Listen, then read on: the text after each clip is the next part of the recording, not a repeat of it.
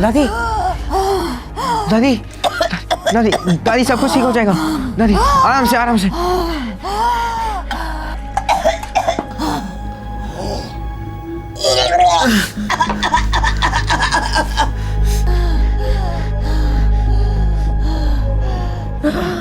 आराम से चाची, आराम से। दादी दादी आराम से सब कुछ ठीक हो जाएगा दादी। वही ऑटो है। हाँ आराम से दादी। चाची आराम से। गोपाल पकड़। हाँ पकड़ो। आराम से दादी। दीपक भैया अब माँ और पापा को खबर कर देंगे। हाँ मैं उन्हें बता दूंगा, तू बिल्कुल चिंता मत कर, तू जल्दी से अस्पताल पहुंच। जल्दी।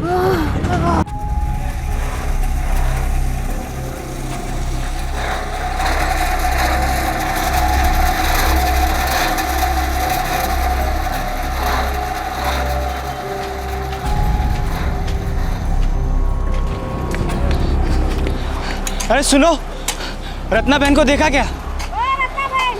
अरे रत्ना बहन, गोपाल की दादी की तबीयत बहुत खराब हो गई है। गोपाल उन्हें लेकर अस्पताल गया हुआ है। हे भगवान। अरे ओ गोपाल के बापू, गोपाल के बापू। क्या हुआ? अरे अम्मा की तबीयत फिर खराब हो गई, गोपाल उन्हें अस्पताल लेकर गया है। हे भगवान, फिर से अस्पताल।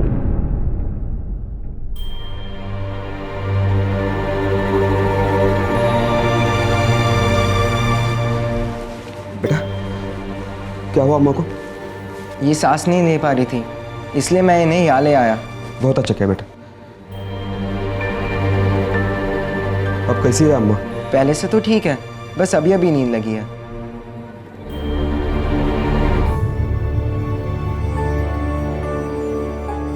सर दोबारा ड्रिप चढ़ा है। इनका बीपी भी अनस्टेबल है।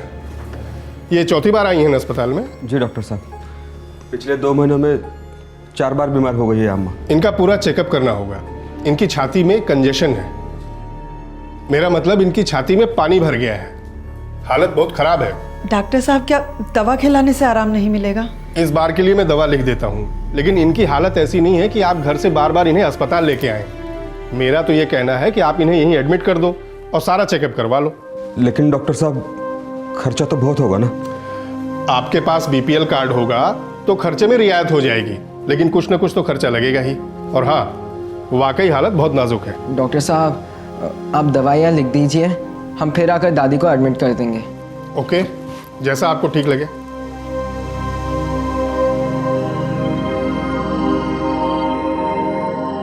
हॉस्पिटल की चौखट सभी को दस्तक देती है कि खर्चा भारी होने वाला है, और अगर हॉस्पिटल की चौखट पर खड़ा इंसान गरीब हो तो यह दस्तक कहर बनकर टूट पड़ती है। एक के बाद एक टेस्ट, महंगी दवाइयां, हॉस्पिटल के रूम का किराया, ये खर्चे आसमान छू जाते हैं और गरीब इंसान को जीते जी मार डालते हैं। गोपाल और उसका परिवार उत्तर प्रदेश को बिलोंग करता था, जो 10 साल पहले मुंबई के बोरीवली इलाके में आकर बस गए थे। गोपाल के माता पिता एक बिल्डिंग कंस्ट्रक्शन साइट पर मजदूरी करते थे और 17 साल का गोपाल पास के म्युनिसिपल स्कूल में पढ़ता था। गोपाल के पिता रघुराम अपनी बीमार मां का इलाज करवाने के लिए उसे गांव से मुंबई ले आए थे। इलाज का खर्च इस मजदूर जोड़े की कमर तोड़ रहा था। हालत दिन ब दिन बद से बदतर होती जा रही थी। 12 जनवरी 2012, बोरीवली, मुंबई।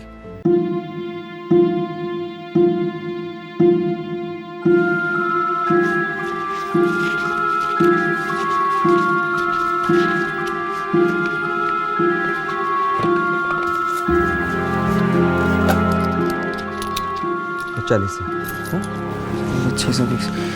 बाबा, ये तो सिर्फ 630 है। इससे ज़्यादा मेरे पास एक दहला भी नहीं है। लेकिन बाबा, डॉक्टर ने कहा कि कम से कम 1000 रुपये लगेंगे। क्या करूं बेटा, महाजन आज की मजदूरी आधी काट कर देगा, वो भी कल देगा। बस इतने में ही काम चलवा दे। हाँ, जितनी दवा आएगी इन पैसों में ले आ। ठीक है बाबा, मैं चलता हूँ।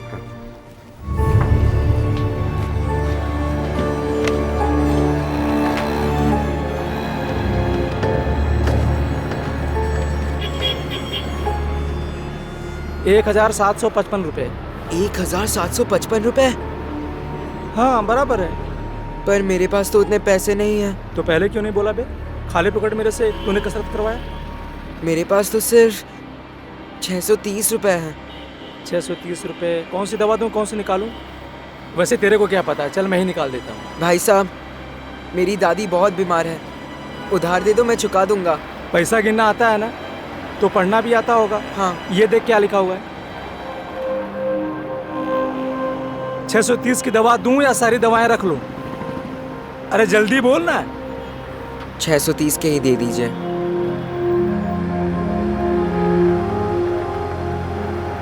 हे मोहन, ये सारी दवाएं अंदर रख।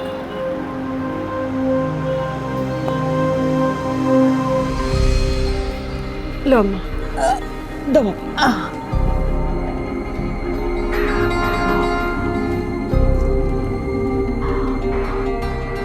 बाबा, मैं सभी दवाइयाँ नहीं ला सका। कोई बात नहीं बेटा, जो ला सका उसी से काम चलाने की कोशिश करते हैं, हाँ? बाबा, कल से मैं भी काम पर लग जाऊंगा, मुझे भी पैसे कमाने हैं। नहीं गोपाल, हम पैसे का कछु ना कछु इंतजाम कर ही लेंगे। बेटा, तुम्हारा 12वीं का साल है, अगर तुम काम करोगे तो पढ़ोगे कब? माँ, दादी का इतना बुरा हाल है कि अगर इनका ठीक से इलाज नहीं किया तो वो चली जाएगी। दादी को पता चला कि तूने पढ़ाई छोड़ दी है तो वैसे ही मर जाएगी। तू हमारा एक ही सहारा है, पढ़ेगा लिखेगा कुछ बनेगा तो हम सब आराम से रहेंगे।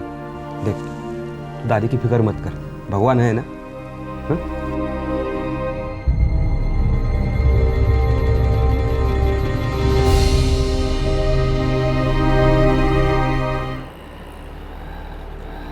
क्या यार गोपाल, पूरा दिन चुप चुप, मेरे से मूड ऑफ है क्या?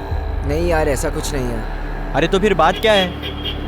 चेहरा देखा है अपना, ऐसे लग रहा है जैसे किसी मैयत से आया है। मेरी दादी बहुत बीमार है, वो मरने की हालत में है। क्या बात कर रहा है? हॉस्पिटल में है क्या? नहीं, हॉस्पिटल के लिए उतने पैसे नहीं हैं और दवाइयों के लिए भी नहीं। हाँ यार, ये हॉस्पिटल और दवाइयों का बहुत खर्चा होता है नहीं? मेरे बाबा को भी हर महीने जाना पड़ता है। वो ठीक है, मेरी दीदी कमाती है इसलिए, वरना हमारी तो खटिया खड़ी हो जाती। मुझे दादी के दवाइयों के लिए 1000 रुपये चाहिए। 1000? हाँ, अभी कहाँ से आएगा ये पैसा? 1000? ए गोपाल, मेरे पास एक आइडिया है। क्या आइडिया? हाँ तू चल, मैं बताता हूँ। अरे मुझे अरे बोल, तू चल क्या तो सही, idea? मेरे पास आइडिया है।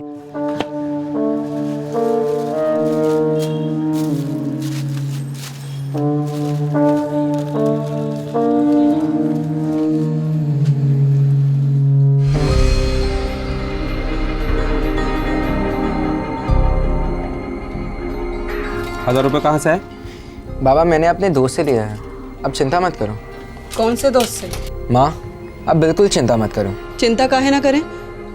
पैसा के लिए कोई गलत काम तो नहीं किया हो ना गोपाल? नहीं माँ, मैंने कोई गलत काम नहीं किया है।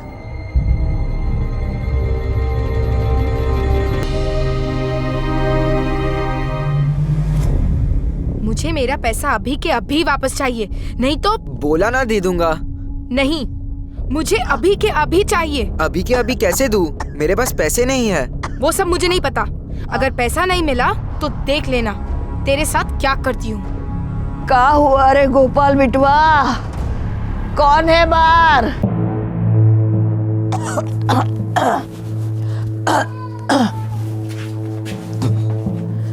क्या बात है बिटवा, किससे झगड़ा करवा था बिटवा? दादी वो कुछ नहीं, मुझे कुछ पैसे चाहिए। कितने पैसे चाहिए बिटवा? 1000 रुपए। 1000? हे भगवान, इतने पैसे तो ना है बेटा हमारे पास। तो कितने हैं आपके पास दादी? देखती हो बेटा, देख कितने हैं।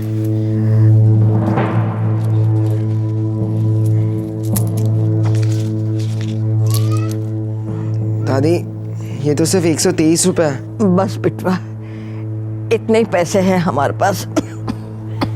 ठीक है दादी।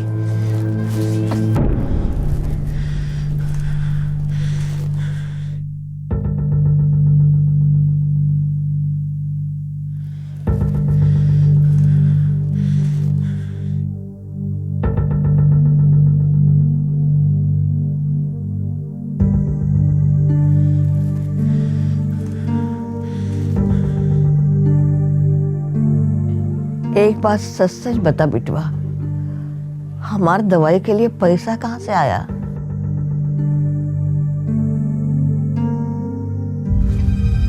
दादी, आप वो सब मत सोचिए दादी, अब सो जाइए, जल्दी से ठीक हो जाइए दादी।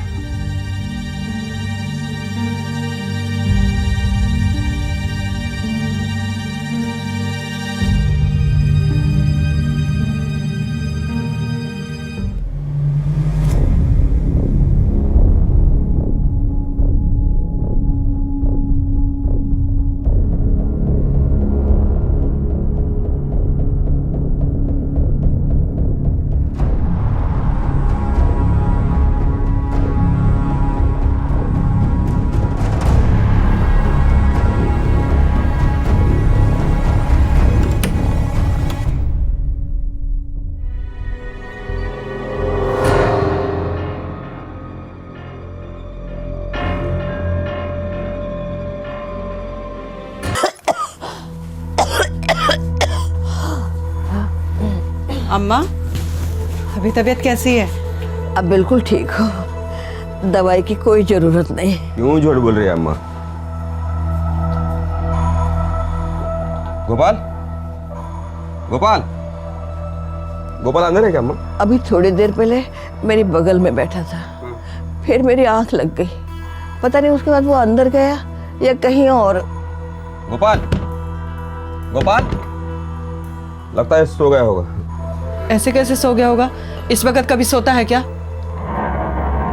गोपाल, गोपाल, गोपाल, बेटा दरवाजा खोल बेटा। गोपाल, गोपाल, गोपाल दरवाजा खोल। दरवाजा कहाँ बंद किया है? गोपाल, तोड़ दो ना। गोपाल, अरे क्या हुआ?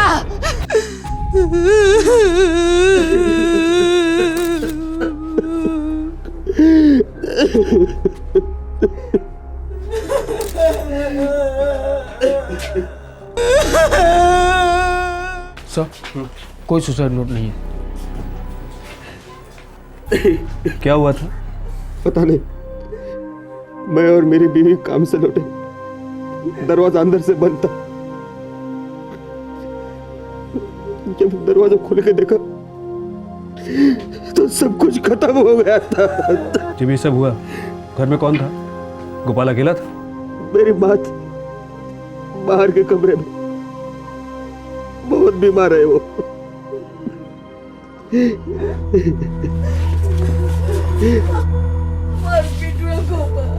हमारा बेटा गोपाल। जी शांत हो जाइए। आप बता सकती हैं क्या हुआ? वही हमारे पास यहाँ बैठा था, हमारा सिर थपथपा रहा था, फिर हम सो गए। माँ जी, लड़का किसी बात को लेकर परेशान था क्या? हाँ, था, लेकिन उसने बताया नहीं। सुबह एक औरत आई थी, उससे पैसे मांग रही थी। हमारा बेटा गोपाल स्कूल भी नहीं गया। मुझे मेरा पैसा अभी के अभी वापस चाहिए। बोला ना दे दूंगा। नहीं, मुझे अभी के अभी चाहिए। कौन थी वो औरत? पता नहीं, हमने उसकी सिर्फ आवाज सुनी। हम तो इस बिस्तर से ठीक से उठ भी नहीं सकते ना। हमारा बिट्टुआ गोपाल। ये पैसों की क्या बात थी? अरे कोई रोको, अरे रोको, आए हमारा बिट्टुआ गोपाल। लड़का पढ़ने में बहुत होशियार था साहब। माँ बाप मजदूर हैं, लेकिन ये लड़का बहुत आगे जाने वाला था। ये लोग यहाँ इस घर में कितने टाइम से रह रहे हैं? यही कोई 10 साल पहले आए थे यहाँ। आज सुबह किसी से झगड़ा हुआ था लड़के का, किसी ने कुछ देखा? नहीं साहब। यही घर के बाहर किसी औरत के साथ झगड़ा हुआ था पैसों को लेकर।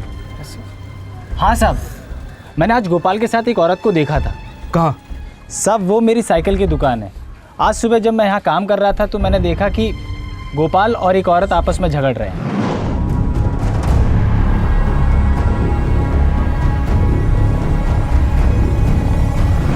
साहब, मैं ठीक से कुछ सुन नहीं पाया, लेकिन वो दोनों झगड़ रहे थे। गोपाल बेहाल लग रहा था साहब। वो औरत कौन थी? मैं उसे ठीक से देख नहीं पाया क्योंकि उसकी पीठ मेरी तरफ थी। तुम बता सकते हो गोपाल को 1000 रुपए किसने दिए थे? नहीं साहब। किसी और चीज पर शक करने का कोई कारण ही नहीं है। साफ साफ सुसाइड का केस है। इतनी साफ साफ सुसाइड से मौत के लिए जिंदगी में ज़रूर कुछ मिला हुआ होगा डॉक्टर। ये जो कुछ भी हुआ है पैसों को लेकर हुआ है। ये तो अपनी दादी के लिए दवाइयाँ लेने गया था। 17 साल की उम्र थी, कुछ कर लिया होगा ऐसा वैसा, और डर की वजह से फिर जान दे दी। सिर्फ 1000 रुपये के लिए इसने जान दे दी, लेकिन आए कहाँ से इसके पास 1000 रुपये?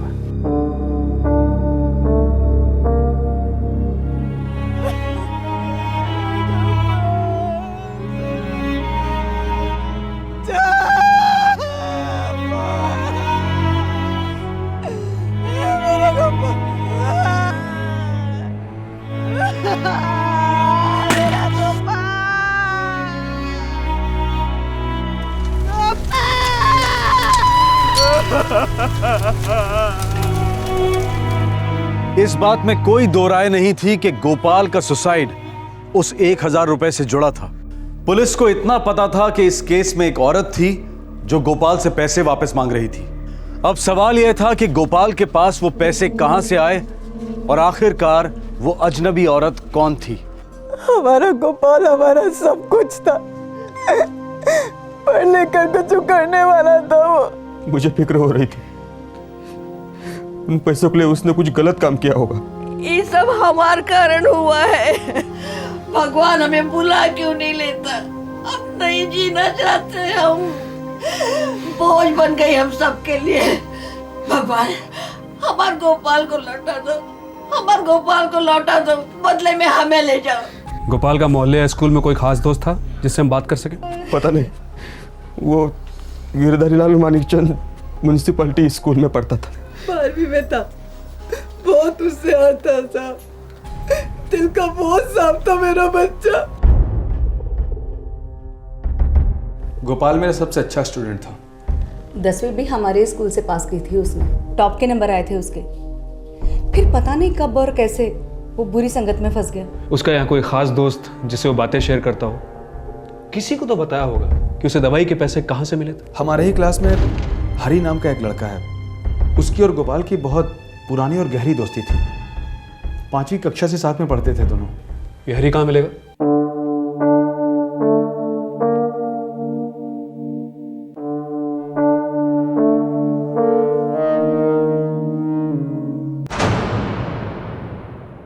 हरी, गोपाल ने किसी से 1000 रुपए लिए थे, किसी औरत से। तुम्हें पता है औरत कौन है? नहीं सर, मुझे नहीं पता। गोपाल तुम्हारा सबसे अच्छा दोस्त था। हाँ सर। नहीं, तुम उसके सबसे अच्छे दोस्त नहीं हो। तुम कुछ छिपा रहे हो, हमारी मदद नहीं कर रहे हो। नहीं सर, ऐसी कोई बात नहीं है, मुझे सच में कुछ नहीं पता। सोच लो हरी, अगर तुम कुछ छिपा रहे हो तो बहुत गलत बात है, और ये अपने दोस्त के साथ दगाबाजी होगी।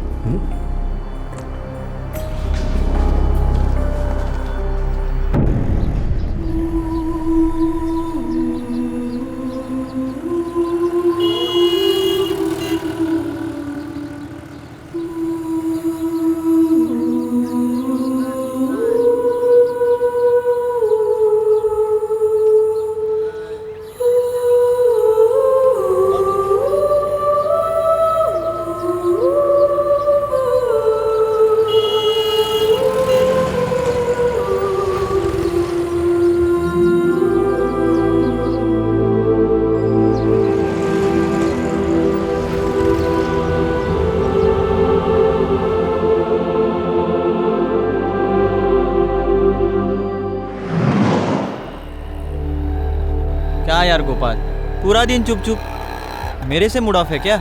नहीं यार, ऐसा कुछ नहीं है। अरे तो फिर बात क्या है? मुझे दादी के दवाइयों के लिए 1000 रुपए चाहिए। 1000? हाँ, अभी कहाँ से आएगा ये पैसा? 1000? ए गोपाल, मेरे पास एक आइडिया है। क्या आइडिया? हाँ तू चल, मैं बताता हूँ। अरे मुझे बोल, तू चल तो सही, मेरे पास आइडिया है।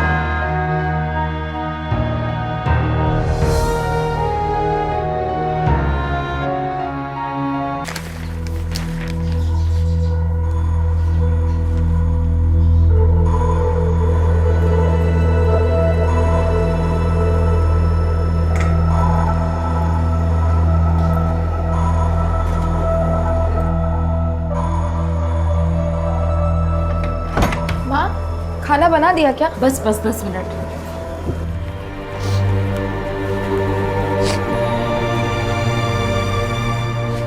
अरे हरी, रो क्यों रहा है? दीदी, तुमने मेरे दोस्त को मार डाला। तुम खूनी हो। तुम्हारी वजह से गोपाल ने अपनी जान ले ली। तुमने मारा है उसे। चुप! जो दोबारा अपने मुंह से ऐसी बात निकाली तो अबे तुझे शर्म नहीं आती अपनी दीदी को खूनी बोलते हुए? अरे उसके कारण तेरे पेट में खाना है, ये कपड़े पहने हुए हैं, स्कूल जा रहा है तू।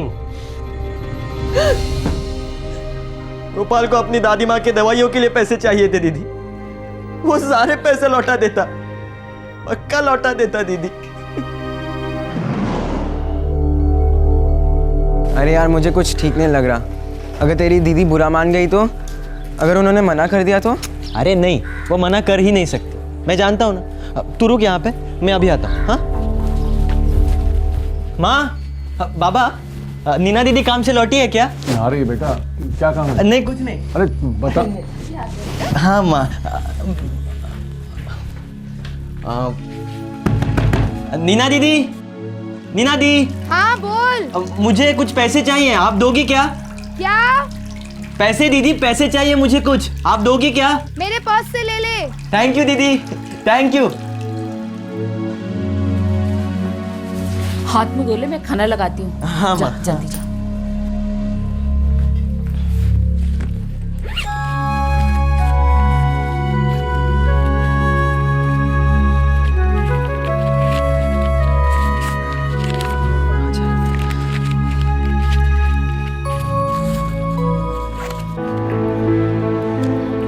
हरी, मैं ये पैसे जल्द से जल्द तुझे लौटा दूंगा। अरे जल्द से जल्द तू दवाइयाँ खरीद, पैसे आराम से लौटाना। दीदी को कोई प्रॉब्लम नहीं है। थैंक यू यार। चल चल, थैंक यू का बच्चा। मैं चलता हूँ। बाय।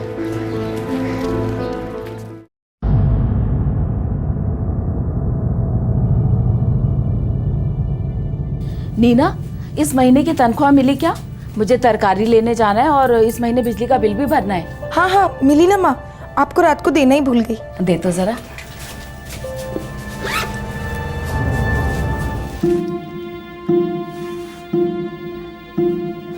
माँ, ये तो सिर्फ 4,000 है, इसमें से 1,000 कहाँ गए?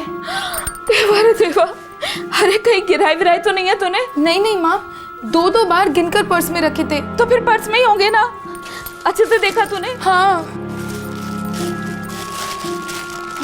इसमें तो कहीं भी नहीं है। अरे अब क्या करेंगे, सारा खर्चा महीने का सर पर है। किसी को दिए तो नहीं? नहीं माँ। कहीं खर्चा किया हो, सोच तो सही। हरी, हरी, हरी। हाँ दी, क्या हुआ? तूने कल मेरे पर्स में से कितने पैसे निकाले थे? 1,000 दीदी। 1,000? मुझे तो लगा तुझे 5-10 रुपयों की जरूरत है। 1,000 क्यों निकाले? ला वापस कर। हाँ दीदी, वो थोड़े दिनों में वापस आ जाएंगे पैसे। मैंने वो अपने दोस्त गोपाल को दिए हैं, उसके दादी माँ की दवाइयों के लिए चाहिए थे ना। तो तूने उसे उठा के 1,000 दे दिए? दीदी आपको तो पता है दवाइयाँ कितनी महंगी है, लेकिन मैं कह रहा हूँ ना वो पैसे लौटा देगा। अबे चुप गधे, अरे हमारे घर में क्या पैसों का पेड़ लगा है? लेकिन बाबा। हरी, गोपाल 1,000 रुपए वापस कैसे लौटाएगा? उसके माँ बाप बिल्डिंग काम में मजदूरी करते हैं, उन्हें 2 वक्त का खाना नसीब होता है कि भी नहीं हमें पता नहीं। 1,000 रुपए कहाँ से लौटाएंगे वो लोग? हाँ दीदी, वो पैसे जरूर लौटाएगा, मैं उसे जानता हूँ ना, वो पैसे लौटा देगा दीदी। चुप, उसने तुझे उल्लू बनाया और तू बन गया? नहीं माँ, वो ऐसा नहीं माँ के बच्चे, ये तेरी दीदी की मेहनत की कमाई है। वो रात दिन एक करके एक पैसा जोड़ती है और तू सेठ बना घूमता रहता है, हा? अपने दोस्तों को पैसा बांटता फिरता रहता है। मुझे गोपाल का पता दे, मैं अभी उसके घर जाके अपने सारे पैसे लेकर आती हूँ।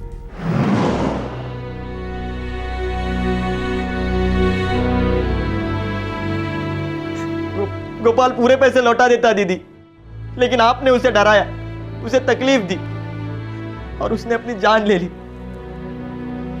हरी, हरी, हरी, हरी मेरी बात तो सुन।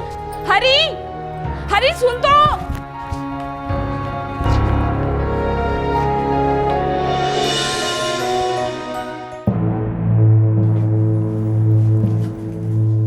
नीना, उस दिन बेटा क्या हुआ था?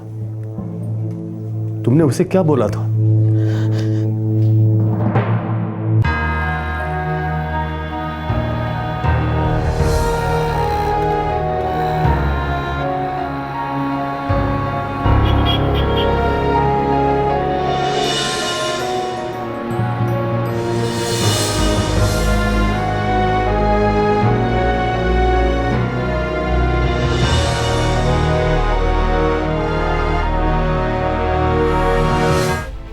वो स्टेशन के बाद लूटा पाटी हुई तो उसका क्या हुआ?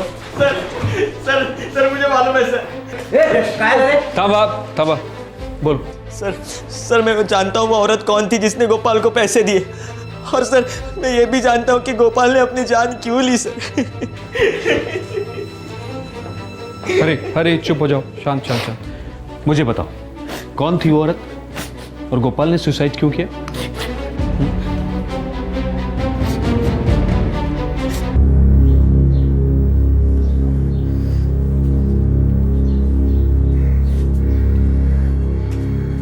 नीना साफ बताओ, तुमने गोपाल से ऐसा क्या बोला था? मुझे तो सिर्फ मेरे पैसे वापस चाहिए थे सर। मुझे नहीं पता था कि वो इतना बड़ा कदम उठाएगा, उसे इतना बुरा लग जाएगा।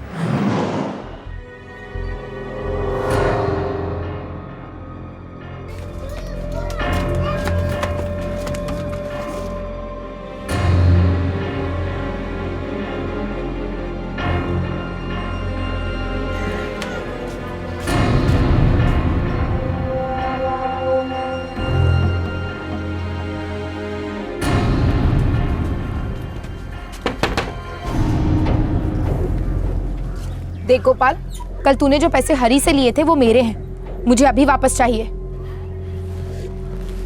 एक महीने दीदी नहीं चाहिए।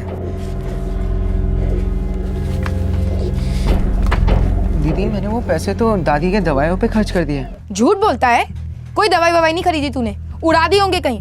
हाँ कसम दीदी, मैं सच बोल रहा हूँ। चुप कर, मुझे मेरे पैसे अभी के अभी वापस चाहिए, नहीं तो मैं सीधे पुलिस स्टेशन जाके तेरी कंप्लेन कर दूंगी, समझा?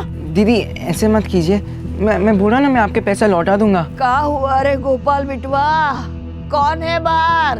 दीदी एक मिनट, मैं अंदर से आया। अंदर से मेरे पैसे ले आना, पूरे 1000 थे, 500 के 2 नोट।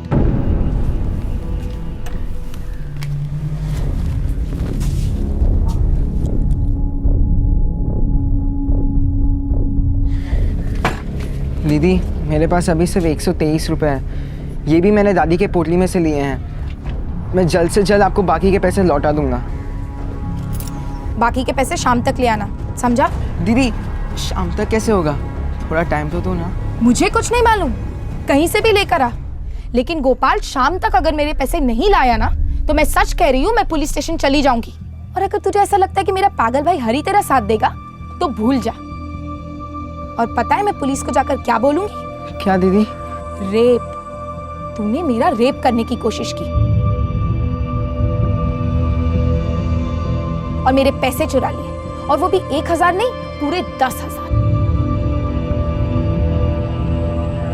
जिंदगी बर्बाद कर दूंगी तेरी, समझा? नहीं दीदी ऐसा मत करो दीदी। दीदी मैं आपके पैसे लौटा दूंगा दीदी। तूने अगर आज शाम तक मेरे पैसे नहीं लौटाए ना गोपाल, तो तुझे तो 7 साल की सजा होगी, साथ में तेरे माँ बाप की बदनामी होगी, सो अलग, समझा? दीदी दीदी मैं सच में पुलिस के पास चली जाऊंगी, देख लेना। और अगर तुझे ऐसा लगता है कि मेरा पागल भाई हरी तेरा साथ देगा तो भूल जा। और पता है मैं पुलिस को जाकर क्या बोलूंगी? रेप, तूने मेरा रेप करने की कोशिश की और मेरे पैसे चुराए, और वो भी 1000 नहीं, पूरे 10,000। जिंदगी बर्बाद कर दूंगी तेरी।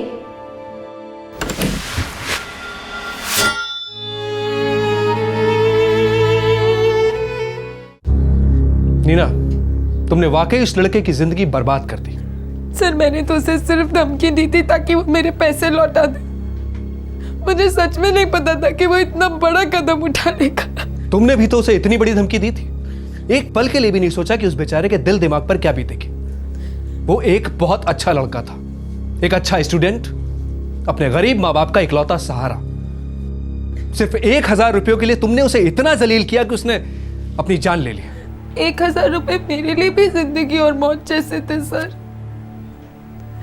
हमारा परिवार भी गरीब है,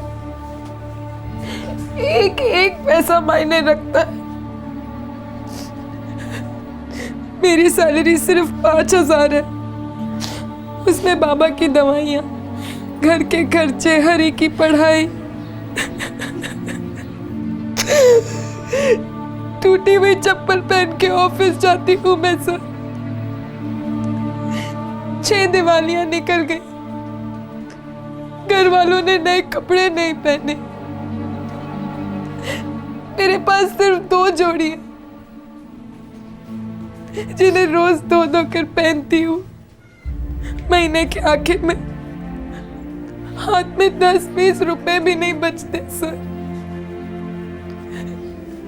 और मेरे भाई हरी ने 1000 रुपए उठा के गोपाल को दे दिए। भूखे मरना पड़ता हम सबको सर। दुनिया ये बातें नहीं देखती, किसी को कोई पड़ी नहीं है। और मैंने तो सिर्फ धमकी दी थी, मैं तो खुद बहुत डरी हुई थी सर। अगर गोपाल पैसे नहीं लौटाता तो हमारा क्या होता सर? हमारा क्या होता?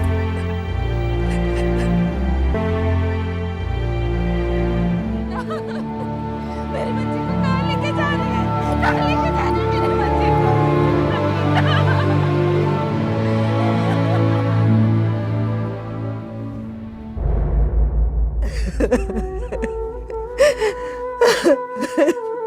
मैंने अपने आप को मार देना चाहिए था।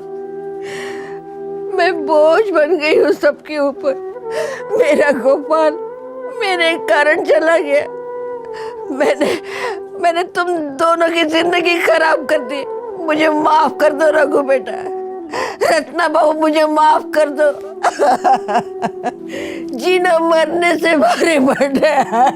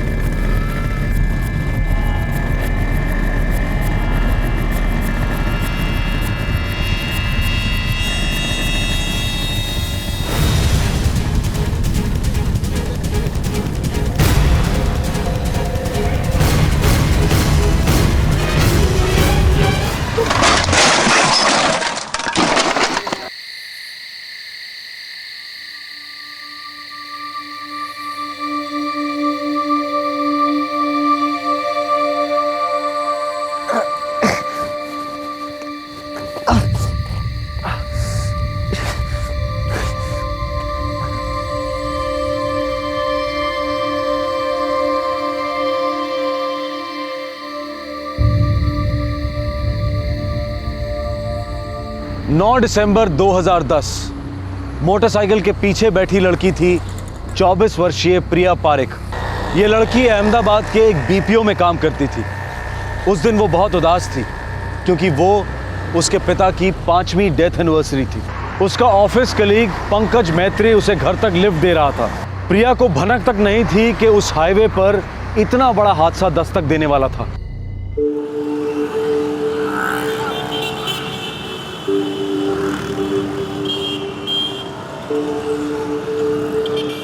ओम अपवित्रः पवित्रो वा सर्वस्थां गतोऽपि या स्मरेत पुण्डरीकाक्षः ब्रह्माभयन्तरः शुचिः। ओम विश्वदस्वः मारुतः प्रश्नमात्रः विदुधे सुजगमयाः अग्निजीभ्यः मानवः सुरक्षसो विश्वेन देवाः सागमिन्नः भद्रं कर्णेभिः शृणुयाम देवहितं यदायुः नश्चक्राजरसं तनूनां पुत्रासो यत्र पितरो भवन्ति सह पत्नीः सह कन्याः चतुर्थः वर्षः। ले बेटा। प्रिया, कम से कम आज तो ऑफिस से छुट्टी ले लेती। श्रिया भी कॉलेज जा रही है। तेरे पापा की बरसी है आज बेटा, और अकेले में मेरा दम घुटता है। ऑफ तो मैं भी लेना चाहती थी माँ, लेकिन सीनियर ने बिल्कुल मना कर दिया है। हो सके तो मैं 1 आध घंटा जल्दी आ जाऊंगी आज। माँ, मैं आज कॉलेज नहीं जाने वाली, मैं पूरा दिन आपके साथ रहूंगी।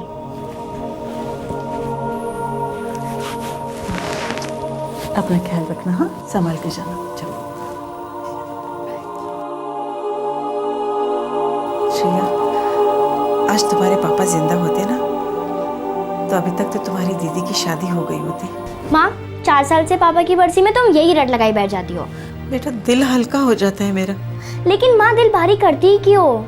दीदी अपने काम में बहुत खुश है, हम सब एक दूसरे का सहारा बने हुए हैं। और क्यों इतनी उतावली हो रही हो दीदी को घर से भगाने के लिए? बेटा, बुरा लगता है मुझे कि शादी की उम्र में वो हम दोनों को संभाल रही है। बेटी अगर संभाले तो कौन सा माँ बाप हो गया माँ?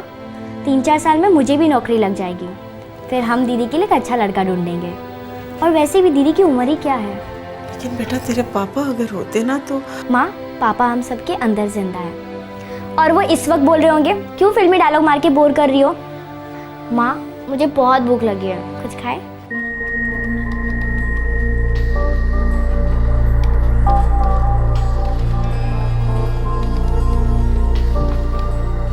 हेलो, सॉरी सर आपको होल्ड पे रखने के लिए। क्या अपना टेलीफोन नंबर बता सकते हैं? 97।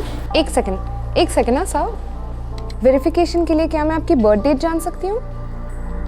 या ओके।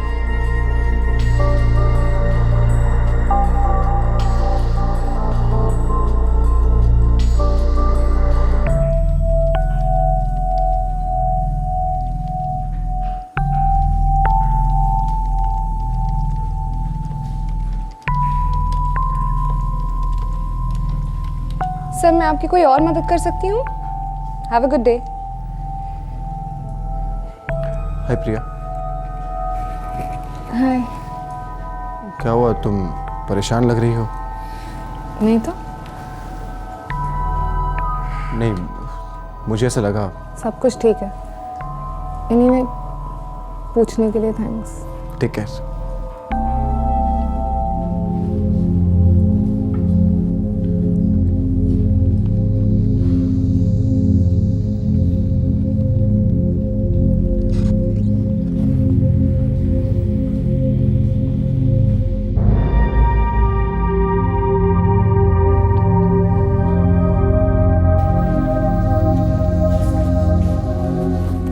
प्रिया, आज तेरे डैड की डेथ एनिवर्सरी है ना यार। मैं समझ सकती हूँ तू कैसा फील कर रही है। मैं अपने डैड को बहुत मिस करती हूँ दीदी।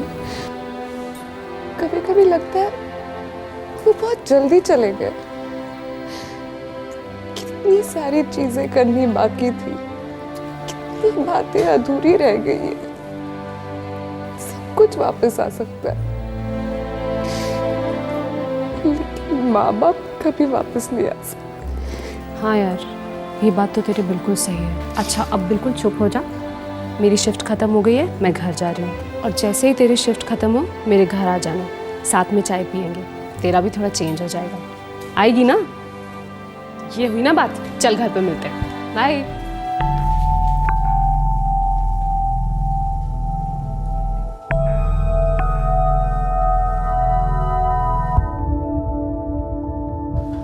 मैं कम इन सर? हे प्रिया, या कम इन। हाँ कहो। सर, मुझे आज हाफ डे चाहिए था। Half day? क्यों, कोई प्रॉब्लम है? हाँ, तबीयत कुछ ख़राब है। प्रिया, आज 3 एग्जीक्यूटिव्स कैजुअल लीव पर है और 2 सिक लीव पर। आज बहुत शॉर्टेज है स्टाफ की। किसी और दिन मांगते तो सैंक्शन दे देता, लेकिन आज सीरियसली प्रॉब्लम है। एक काम करो, शाम को जल्दी चली जाना, बस अभी 6 बजे तक रुक जाओ। Okay sir. Thank you so much Priya. वैसे तुम्हारा ये हाफ डे मैं नोट करके रखूँगा, किसी और दिन ले लेना, ठीक है? Thank you.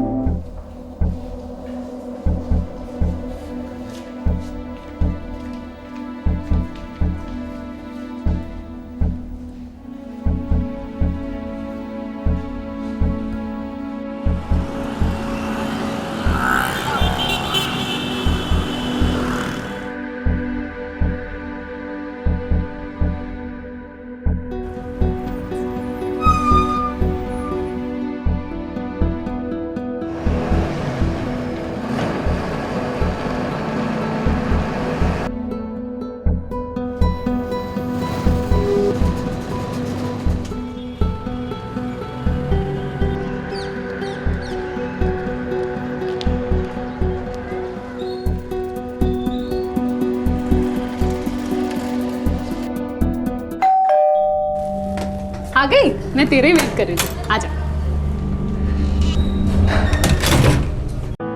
देख प्रिया, मेरी बात को गलत मत समझना, पर अब तुझे अपने डैड की डेथ को भुलाकर जिंदगी एक नए सिरे से शुरू करनी चाहिए।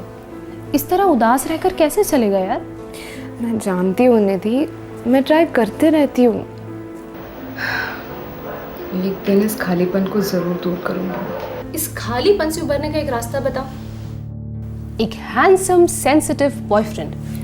अरे मैं सच बोल रही हूँ, बॉयफ्रेंड हर मर्ज की दवा होता है। अपने आप में इतनी बड़ी परेशानी होता है कि हर परेशानी छोटी लगती है। तो बहुत बुरी लड़की है निधि। मैं बुरी लड़की हूँ? आप तो बहुत अच्छी लड़की हैं। अच्छा एक काम करो, ये बॉयफ्रेंड का पाप तो मत करो, शादी की आग में कूद जाओ, बर्बादी.com पे कोई बकरा फंसाओ। शादी अभी कहाँ?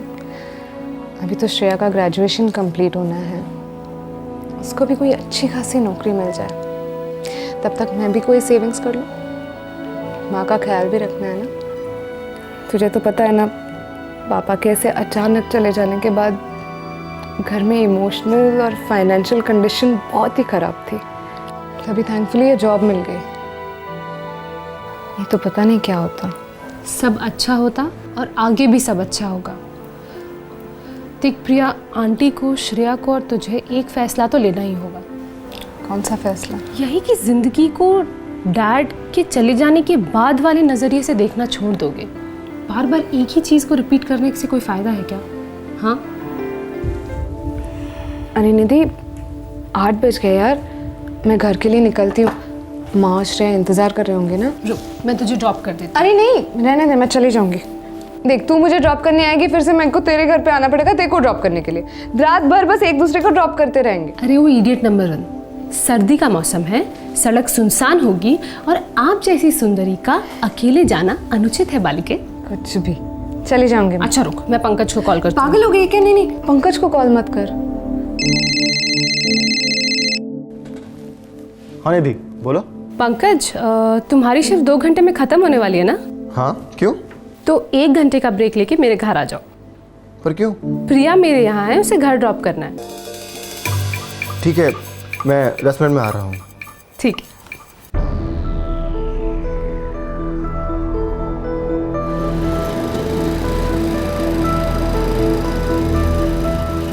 Bye bye bye.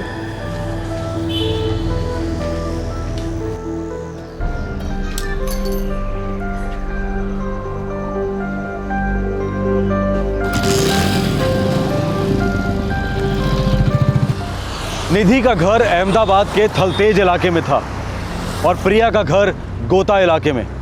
दोनों घरों के बीच ज़्यादा दूरी नहीं थी, लेकिन फिर भी निधि को प्रिया की फिक्र थी, इसलिए उसने उन्हीं के ऑफिस कलीग पंकज को बुलवाया था प्रिया को घर तक छोड़ाने के लिए। इन 2 घरों के दरमियान रास्ते पर उस रात होने जा रहे हादसे के बारे में किसी को कोई अंदाज़ा नहीं था।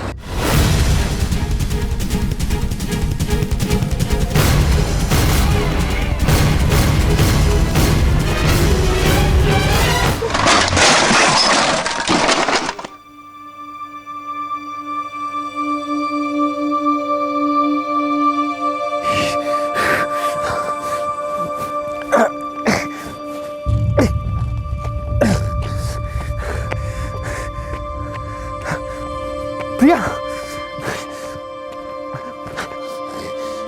प्रिया, प्रिया उठो प्रिया। गॉड, प्रिया। हेलो, हाँ पंकज, प्रिया को ड्रॉप कर दिया? नहीं यदि हमारा एक्सीडेंट हो गया है। क्या? कैसे? प्रिया कैसी है? मुझे लगता है ये बेहोश हो गई है। कहाँ हो तुम लोग? हम लोग हाईवे पर हैं। तुम वहीं ठहरो पंकज, मैं कुछ करती हूँ।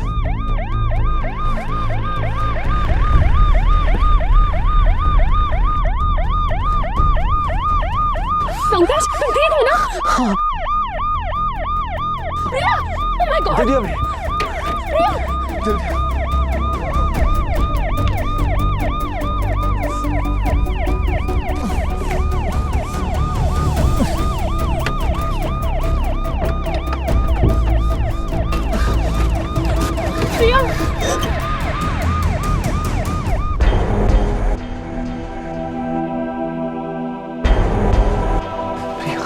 जल्दी करो।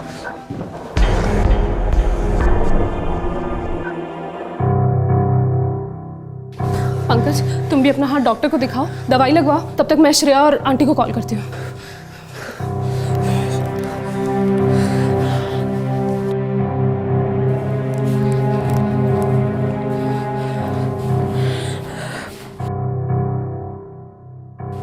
डॉक्टर, प्रिया कैसी है? आई एम सॉरी, इन्हें हलाने से पहले इनकी डेथ हो चुकी थी। ये एक पुलिस केस है और मुझे पुलिस को इन्फॉर्म करना होगा।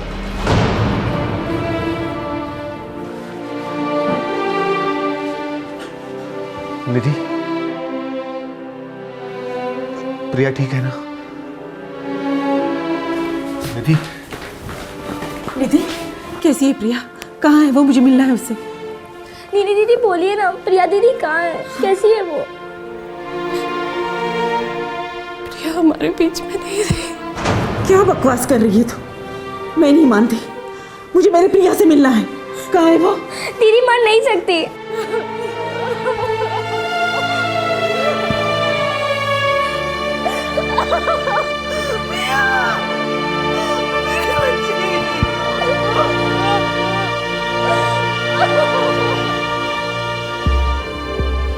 ये फैमिली है ऑफिसर।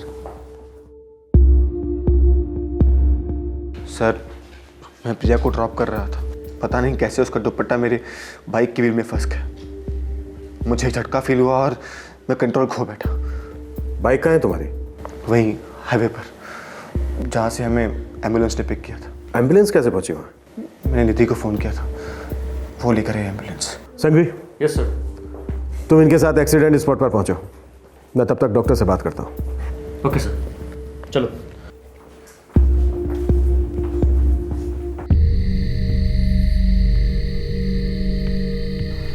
लड़की पिछली सीट पर बैठी थी? हाँ, हम थलतेज से आ रहे थे। बाइक की स्पीड क्या थी? 90 की। ट्रैफिक नहीं था इसलिए। पूरे एक्सीडेंट साइट का नक्शा बनाओ और इस बाइक को हिरासत में ले लो चेकिंग के लिए, और इस दुपट्टे को भी। मौत सफोकेशन की वजह से हुई है। हाँ, वो लड़का बता रहा था कि लड़की के गले का दुपट्टा बाइक के पिछले व्हील में फंस गया था। गले में निशान तो हैं। और कोई इंजरीज डॉक्टर? हाथों और पैरों पे इंजरीज हैं। किस तरह की इंजरीज? खरोंचे। कोई फ्रैक्चर? No fractures. डॉक्टर, ये आपको थोड़ा अजीब नहीं लगा? हाँ, मुझे अनयूजुअल लगा, तभी मैंने ये बात फैमिली के सामने नहीं उठाई। बाइक पलट गई, लड़की के गले का दुपट्टा बाइक के पिछले व्हील में फंस गया, जिसकी वजह से लड़की की मौत तो हो गई, लेकिन उसकी कोई भी हड्डी नहीं टूटी। लड़के के हाथ में भी एक मामूली सी चोट है और पैरों पे कुछ खरोंचों के निशान। बस। एक और चौंकाने वाली बात है इंस्पेक्टर। वो क्या डॉक्टर? लड़की के हाथ में जो निशान है, ये बाइक के गिरने के निशान नहीं है, ये नाखून के हैं।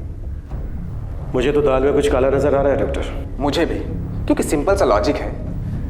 बाइक की व्हील में अगर लड़की का दुपट्टा फंसता है तो गले की हड्डी टूटनी चाहिए थी, लेकिन गले की हड्डी तो सही सलामत है। सर, आज प्रिया के फादर की डेथ एनिवर्सरी थी। वो काफ़ी डिस्टर्ब थी, इसलिए मैंने उसे अपने घर चाय पे बुलाया था। आप थलतेज में रहते हैं? जी। और प्रिया? गोता में। आपने अपने कलीग पंकज को कब बुलाया था कि वो आपके घर से प्रिया को उसके घर ड्रॉप कर दे? सर, 8 बजे। और वो आपके घर से कब निकले? लगभग 8:30 बजे। पंकज का ये कहने के लिए आपको कब कॉल आया था कि उसका एक्सीडेंट हुआ? 10 से 10:30 के बीच में।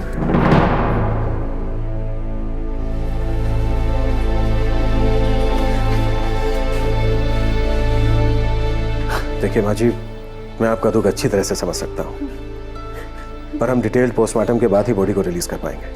क्यों? बस हमें ये पक्का करना है कि एक एक्सीडेंट ही है और कुछ नहीं। हाँ? इंस्पेक्टर, क्या मतलब है आपका? ये एक्सीडेंट नहीं है। केस तो एक्सीडेंट का ही रजिस्टर हुआ है, पर क्या है कि कुछ कड़ियाँ ठीक से मिल नहीं रही है। ख्याल रखने का।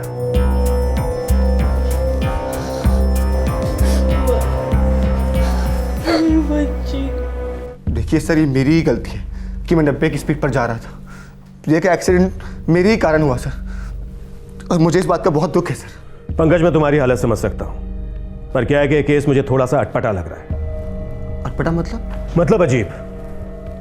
निधि के घर प्रिया को लेने तुम पहुंचे 8:25 को। जी। राइट। और वहां से निकले 8:30 बजे। और निधि को प्रिया के एक्सीडेंट की खबर दी तुमने 10:15 बजे। नहीं, निधि, हमारा एक्सीडेंट हो गया। क्या? कैसे? प्रिया कैसी है? सर, मुझे टाइम कुछ ठीक से याद नहीं है सर। होता है पंकज, होता है, शौक में अक्सर ऐसा होता है, कोई टाइम वाइम को याद नहीं रखता, लेकिन हमारा काम है सही टाइम का पता लगाना। तो तुमने निधि को 10:15 बजे ही फोन किया। सर पर इसमें इतना अजीब क्या है सर? पंकज, निधि रहती है थलतेज में और प्रिया रहती थी गोता में। अगर पैदल चल के जाओ तो दोनों के घर का रास्ता है मुश्किल से 35 मिनट का, और अगर बाइक से जाओ 90 की स्पीड में ट्रैफिक हो 0 तो मुश्किल से 10 मिनट। लेकिन तुम्हारा एक्सीडेंट हुआ 1 घंटा 35 मिनट के बाद। तुम्हें नहीं लगता ये अजीब है? दूसरी बात, थलतेज से गोता जाने का सबसे आसान रास्ता है वाया सुभाष चौक, लेकिन तुमने हाईवे लिया। जान सकता हूं क्यों? सर वो प्रिया ने कहा था चलने के लिए हाईवे से। उसने कहा था कि उसको किसी दोस्त से मिलना है। पंकज, हाईवे से लेना। हाँ, मेरा एक दोस्त वेट कर रहा है वहाँ पे, उससे मिलना था। या श्योर। कौन था ये दोस्त? पता नहीं, उसने हमारा इंट्रो ही नहीं कराया।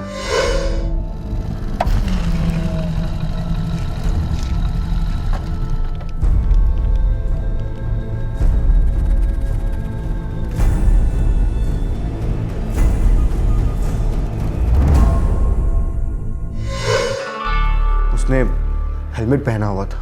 तो जाहिर सी बात है तुम उसका चेहरा नहीं देख पाए होगे। जी सर। पंकज, जैसा कि तुम बता रहे हो, इतनी देर रात उसके गले मिलना, इतने लंबे समय तक उससे बातचीत करते रहना, तो काफी गहरा रिश्ता होगा दोनों के बीच। मुझे वो उसका बॉयफ्रेंड लग रहा था सर। प्रिया इतनी देर तक उससे बात करती रही, तुम उसका इंतजार करते रहे, फिर भी उसने अपने बॉयफ्रेंड को नहीं बोला घर ड्रॉप करने के लिए, तुम्हारी बाइक पर आकर बैठ गई। ये तुम्हें अजीब नहीं लगा? सर ये बात तो मुझे भी अजीब लगी सर। पता नहीं सर उसने ऐसा क्यों किया। कोई बात नहीं, हम उस फ्रेंड को ढूंढ निकालेंगे, पूछेंगे उससे ऐसा क्यों हुआ, क्यों नहीं हुआ। ओके सर, मैं जाऊं? पंकज, शहर में ही रहना, हमारी फिर मुलाकात होगी। जी सर।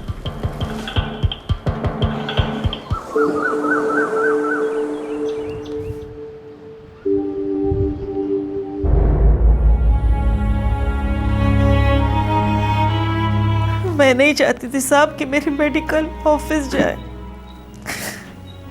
उसके पापा की चौथी बरसी थी, अब तो हमें बाप और बेटे की बरसी एक ही साथ मनानी पड़ेगी साहब, एक ही साथ मनानी पड़ेगी।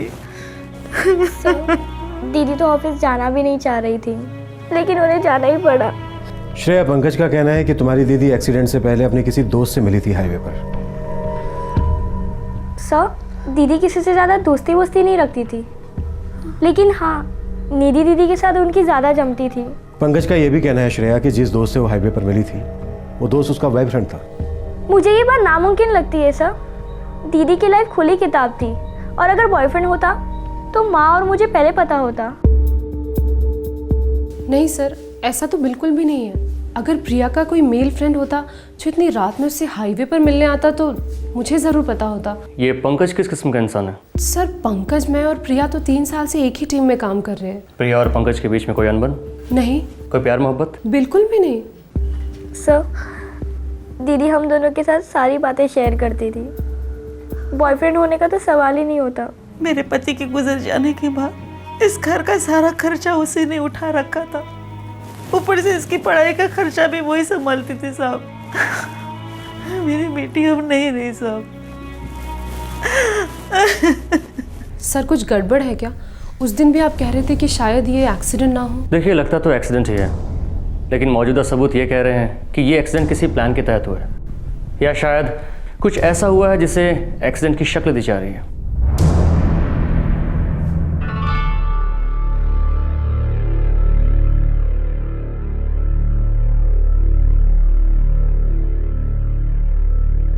काफ़ी मेहनती लड़की थी प्रिया, कभी भी अपने काम में कोई कमी नहीं आने देती थी। ये हम जानते हैं, हम बस प्रिया की पर्सनल लाइफ के बारे में जानना चाहते हैं। उसके और टीम मेंबर पंकज के बीच क्या कोई अफेयर था?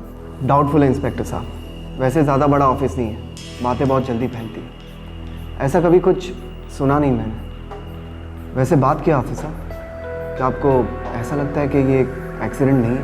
ये सिर्फ एक एक्सीडेंट नहीं था, बल्कि प्लान्ड एक्सीडेंट था। कहीं आपका इशारा मर्डर की तरफ तो नहीं है? हो भी सकता है, जो भी हो इतना पक्का है कि पंकज झूठ बोल रहा है।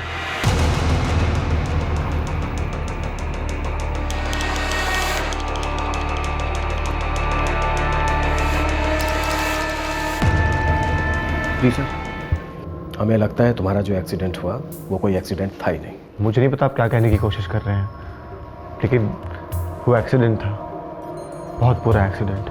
मैं ये जानता हूँ कि तेरे और प्रिया के बीच कुछ था, और ये भी बहुत अच्छी तरह से जानता हूँ कि कोई एक्सीडेंट नहीं हुआ। सर आपका चुपचाप खड़े रहे। जब भी बुलवाऊं सच बोलना। अगर शहर छोड़ने की कोशिश की या कोई चालाकी की तो गले में पट्टा डालकर मोटरसाइकिल से घसीटते हुए ले जाऊंगा, समझा? जब भी बुलवाऊं चुपचाप आ जाना। जी सर।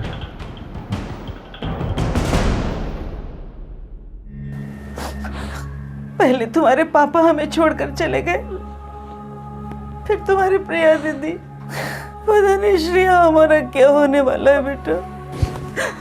माँ, तुम फिक्र मत करो, मैं जिंदगी भर तुम्हारी देखभाल करूंगी।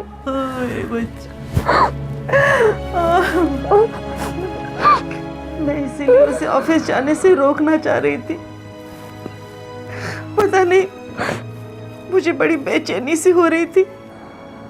ना वो ऑफिस जाती, ना निधि के घर जाती, और ना हमारे बच्चे हमें छोड़कर जाती।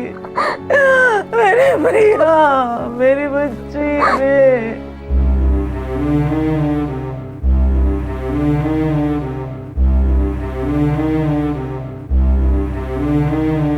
सर, इस निधि का कोई इन्वॉल्वमेंट नहीं लगता है।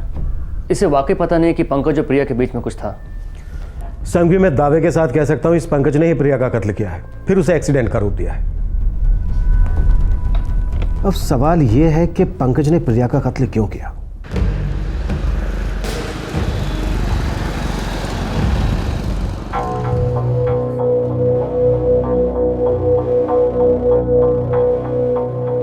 रात के 10 बजते ही हाईवे एकदम सुनसान हो जाता है, और इतनी ठंड में शाम 8:30 बजने के बाद ट्रैफिक बहुत धीमा हो जाता है यहाँ।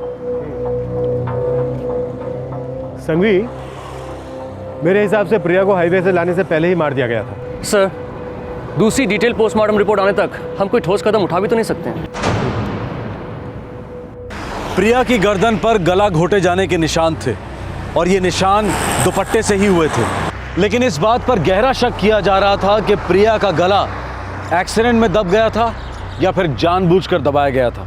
प्रिया के बदन के सबूत बार बार दस्तक दे रहे थे कि ये मौत एक्सीडेंट से नहीं हुई थी, बल्कि ये एक हत्या थी।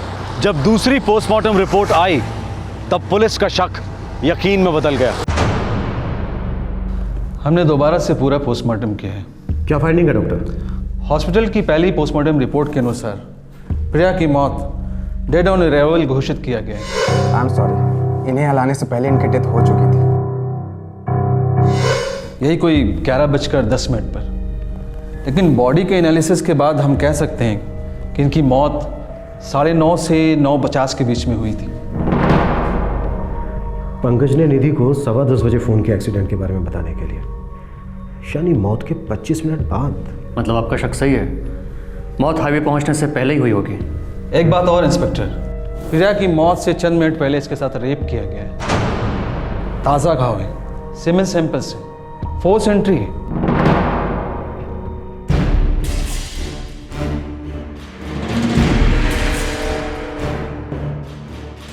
चल चल, क्या हो रहा है सब? बताते हैं, चलो पुलिस स्टेशन। क्या कर रहे हैं?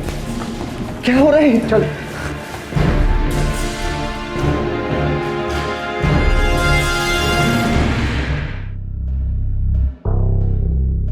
प्रिया की मौत दुपट्टे से हुई जरूर है, पर उसका दुपट्टा मोटरसाइकिल के किसी व्हील में नहीं फंसा, बल्कि दुपट्टे से उसका गला घोटा गया है। गला घोटने से पहले उसके साथ बलात्कार भी किया गया है।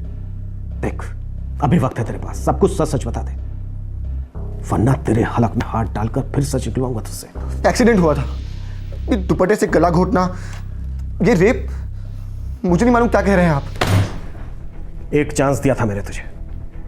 Sanghvi, yes sir. लॉकअप में डालो इसको, और ऐसा बिल्कुल नहीं लगना चाहिए कि हमने इसे टच भी किया है। पूरा एक्सीडेंट केस लगना चाहिए। उसके बाद हाईवे पर कोई साफ सुथरी जगह देखकर इसकी बॉडी को वहां फेंकवा दो। सर नहीं और हाँ, मार डालने से पहले रिलीज फॉर्म पे इसके साइन जरूर ले लेना, ताकि दुनिया को लगे लॉकअप से निकला, हाईवे पर गया और किसी गाड़ी ने इसको उड़ा दिया। यस सर, ये चलो सर। क्या क्या कर रहे हैं आप? मैंने कुछ रुकिए सर, मैं बताता हूँ। आखिरकार प्रिया की मौत का राज खुल गया। प्रिया का कोई एक्सीडेंट हुआ ही नहीं था, बल्कि उसका मर्डर हुआ था, कोल्ड ब्लडेड मर्डर। उससे प्यार करता था। प्यार करने वाले इज्जत और जान बचाते हैं। तूने तो दोनों ही लूट ली उस बेचारी की। उसने मेरे प्यार को ठुकराया था।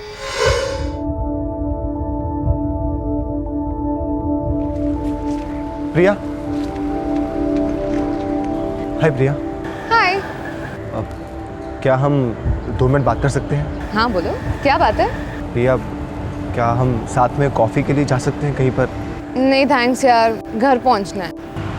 अब प्रिया, हम लगभग 3 साल से साथ में काम कर रहे हैं। हाँ पता है पंकज।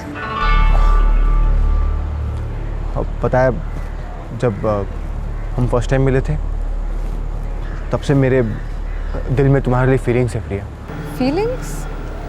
कैसी फीलिंग्स? प्यार वाली feelings, romantic feelings. I love you Priya, I love you. Sorry Pankaj, लेकिन मेरे दिल में तुम्हारे लिए ऐसी कोई फीलिंग्स नहीं है। दरअसल मेरे दिल में किसी भी लड़के के लिए ऐसी कोई फीलिंग्स नहीं है। हम एक ऑफिस में काम करते हैं, अच्छे कलीग्स हैं, बस। जल्दबाजी में फैसला मत लो, थोड़ा वक्त ले लो।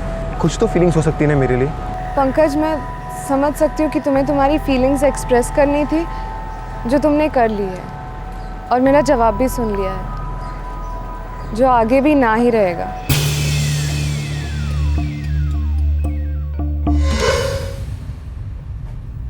मुझे मालूम था कि उसकी फैमिली रिस्पॉन्सिबिलिटीज भारी हैं, वो प्यार कमिट नहीं कर सकती थी। लेकिन मैं भी क्या करता, मैं जितनी बार उसे देखता मेरा प्यार बढ़ता ही जाता था।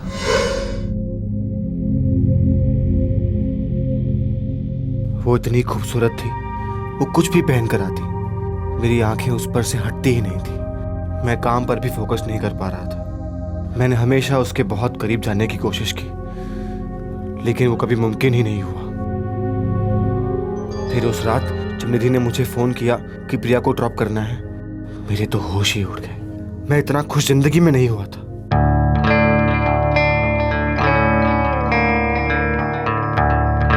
उस ठंड में उसने मुझे कस कर पकड़ा था।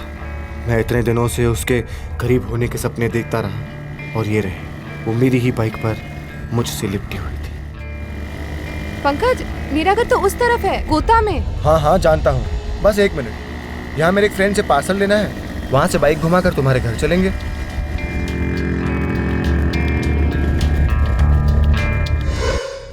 तो पंकज मैत्री, तूने जो हमें बताया कि प्रिया का कोई दोस्त हेलमेट पहने हुए उसका इंतजार कर रहा था, वो झूठ था।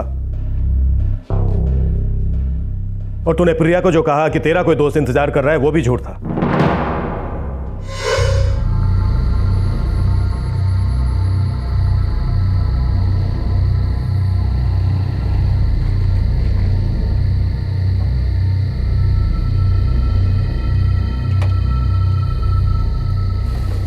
पंकज, ये हम कहाँ आ गए? पंकज छोड़ मुझे प्लीज। पंकज! तो मेरे दिमाग में कुछ हुआ, जैसे कि कोई तार टूट गई हो। मैं अपने आप को कंट्रोल नहीं कर पाया। अबे तो फिर उसे जान से क्यों मार डाला? हाँ?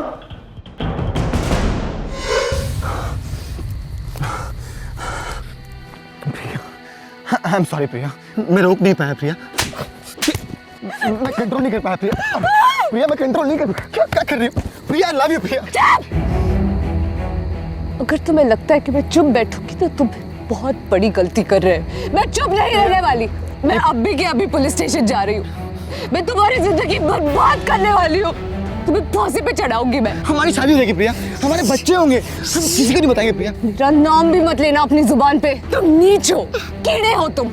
ना मत दो तुम। ऐसा मत तुम ना मर दो। ऐसा मत कहो प्रिया, ऐसा मत कहो। मैं अभी के अभी पुलिस स्टेशन जा। नहीं प्रिया, मैं तुम्हें फांसी पे चढ़ाऊंगी। तुम्हारी जिंदगी बर्बाद करने आई हूं मैं। कहीं नहीं जा रही तुम, कहीं नहीं जा रही। तुम कहीं नहीं जा रही प्रिया।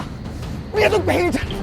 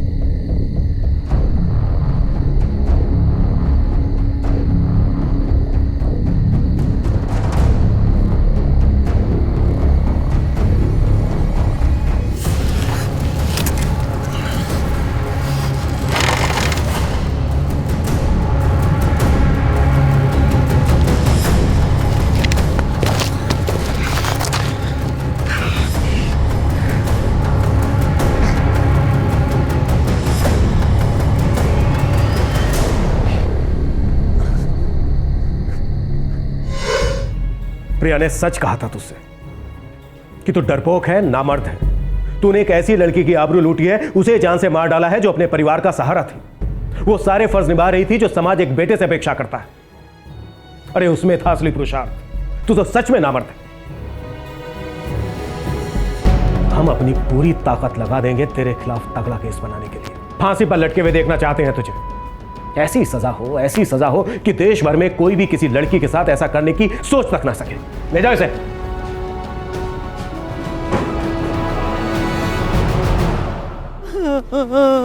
मेरी बच्ची, प्रिया, मेरी बच्ची।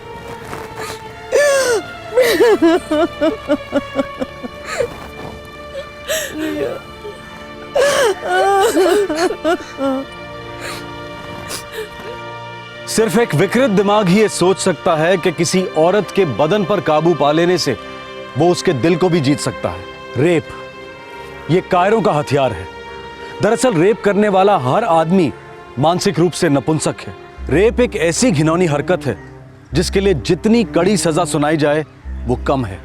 पिछले साल 2011 में देश भर से लगभग 25,000 रेप के केसेस पुलिस के पास रिपोर्ट हुए, लेकिन गैर सरकारी सूत्रों के अनुसार रेप के आंकड़े इससे बहुत ज्यादा हैं, क्योंकि ज्यादातर रेप केसेस रिपोर्ट ही नहीं होते।